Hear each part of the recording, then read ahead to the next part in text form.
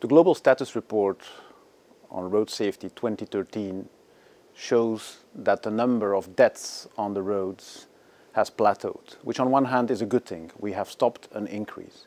But on the other hand, we still see an increase in the number of deaths in more than half of the countries surveyed. This should not be. We know what needs to be done. One of the key interventions in road safety, which has been shown in many of the successful countries, is to have adequate legislation. And we know from this new report that only 15% of countries, covering only 7% of the world's population, have the adequate legislation on drinking and driving, speeding, seatbelt and helmet wearing, and the use of child restraints or child seats.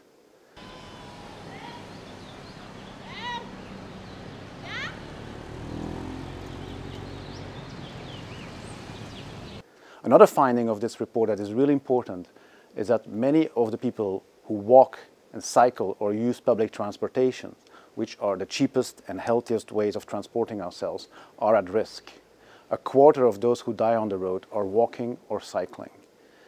And the majority of countries don't have policies in place to protect these, what we call vulnerable road users. This is also something we could address quite easily.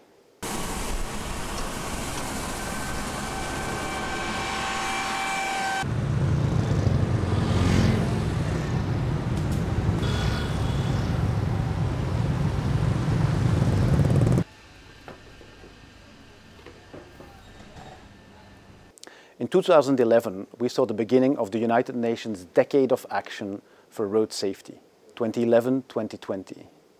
With this Global Status Report on Road Safety 2013, we now have the baseline, a scientific measurement of the situation at the beginning of the decade.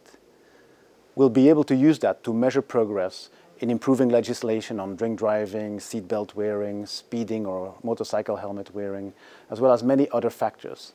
Over the decade, we'll repeat this report to be able to measure progress and also identify gaps to generate action.